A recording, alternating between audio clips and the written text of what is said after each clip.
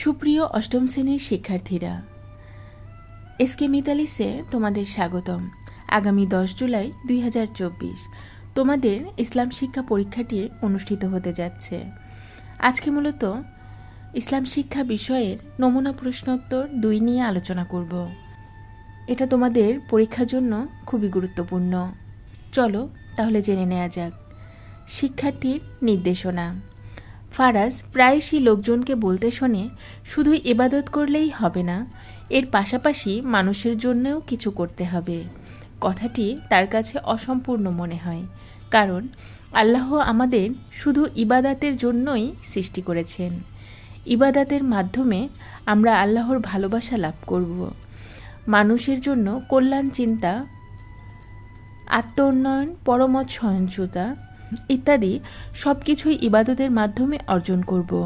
ইসলামের মৌলিক ইবাদত তথা সালাত, সাওম, হজ, জাকাত আমাদের সামাজিক ঐক্য ও কল্যাণ, পরমত সহিষ্ণুতা, অন্যকে সহায়তা করার প্রতি উদ্বুদ্ধ করে। আর সব ধরনের ভালো কাজ আল্লাহর কাছেই ইবাদত হিসেবে গণ্য হয়। তাই ইবাদতের পাশাপাশি মানুষের জন্য কিছু করতে হবে। বিষয়টা এমন নয়, বরং আল্লাহর সন্তুষ্টির জন্য মানুষের কল্যাণে যা কিছু করা হয় সবই ইবাদত। কাজ 2, দলীয় কাজ। নফল সালাত হিসেবে সালাতুত তাহাজ্জুদ আদায়ের নিয়ম ও গুরুত্বের উপর দলীয় আলোচনা। নমুনা আলোচনা। ফাহাদ। আজকের আলোচনার বিষয়টি খুবই গুরুত্বপূর্ণ। আলোচ্য বিষয়ে যাওয়ার আগে প্রথমে আমরা নফল সালাত সম্পর্কে আলোচনা করতে পারি। নফল অর্থ অতিরিক্ত। ফরজ, ওয়াজিব, সুন্নাতে মুআক্কাদা ছাড়া যত প্রকারের সালাত আছে সবই নফল সালাত। নফল সালাতের ভেতরে রয়েছে সালাতুল ইশরাক, সালাতুল তাওয়াবিন, সালাতুল তাহাজ্জুদ। রাহাত। ফাহাদ, তুমি নফল সালাতের ব্যাপারে সুন্দর বর্ণনা দিয়েছ। আমি এখন আমাদের আলোচ্য বিষয় সম্পর্কে কিছু বলার চেষ্টা করব। নফল সালাতের ভেতর তাহাজ্জুদ খুবই গুরুত্বপূর্ণ সালাত। তাহাজ্জুদ আরবি শব্দ, যার অর্থ ঘুম থেকে জাগা, রাত জাগা, রাত জেগে ইবাদত করা। মহান আল্লাহর নৈকট্য লাভের জন্য এশার সালাত আদায় করার পর শেষ রাতের যে সালাত আদায় করা হয় তাই সালাতুত তাহাজ্জুদ। রাতের শেষ ভাগ বা 2/3 সালাতুত তাহাজ্জুদ আদায় করা উত্তম। তাহাজ্জুদ সালাত সর্বোত্তম নফল সালাত। হুমায়রা। মাশাআল্লাহ, তাহাজ্জুদ সালাত সম্পর্কে অত্যন্ত চমৎকার আলোচনা করছো রাহাত। আমি তাহাজ্জুদ সালাতে আদায়ের নিয়ম সম্পর্কে কিছু বলতে চাই। তাহাজ্জুদ সালাত সুন্নাত সালাতের নিয়মে 2 রাকাত করে আদায় করতে হয়। তাহাজ্জুদ সালাত সর্বনিম্ন 2 রাকাত আদায় করা যায়।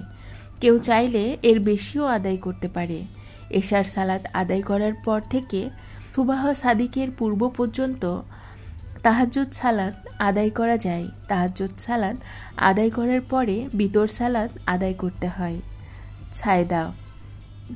তোমরা 3 জনই তাহাজ্জুদ সালাত সম্পর্কে গঠনমূলক আলোচনা করেছ। আমি তাহাজ্জুদ সালাতের গুরুত্ব নিয়ে কিছু কথা বলতে চাই। তাহাজ্জুদ সালাত হচ্ছে মহান আল্লাহর সন্তুষ্টি অর্জনের জন্য অনন্য গুরুত্বপূর্ণ মাধ্যম। কারণ সবাই যখন ঘুমে মগ্ন, তখন কোনো বান্দা যদি শুধু আল্লাহ তাআলাকে খুশি করার জন্য সালাতে দাঁড়ায়, মহান আল্লাহ তার প্রতি সীমাহীন খুশি হন।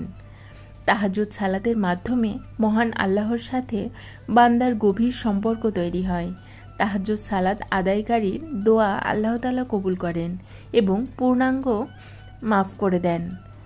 তাহাজ্জুদের গুরুত্বের ব্যাপারে মহানবী সাল্লাল্লাহু আলাইহি সাল্লাম বলেন, 5 ওয়াক্ত সালাতের পরে সর্বোত্তম সালাত হলো তাহাজ্জুদ সালাত।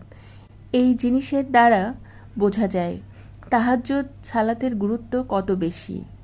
সুতরাং আমরা আল্লাহর প্রিয় বান্দা হওয়ার জন্য নিয়মিত তাহাজ্জুদ সালাত আদায় করব। শিক্ষার্থীরা, ভিডিওটি যদি তোমাদের ভালো লেগে থাকে বা তোমাদের জন্য সামান্য উপকারে আসে, তবে চ্যানেলটি সাবস্ক্রাইব করতে ভুলো না যেন। ভালো থেকো সবাই। ধন্যবাদ সবাইকে।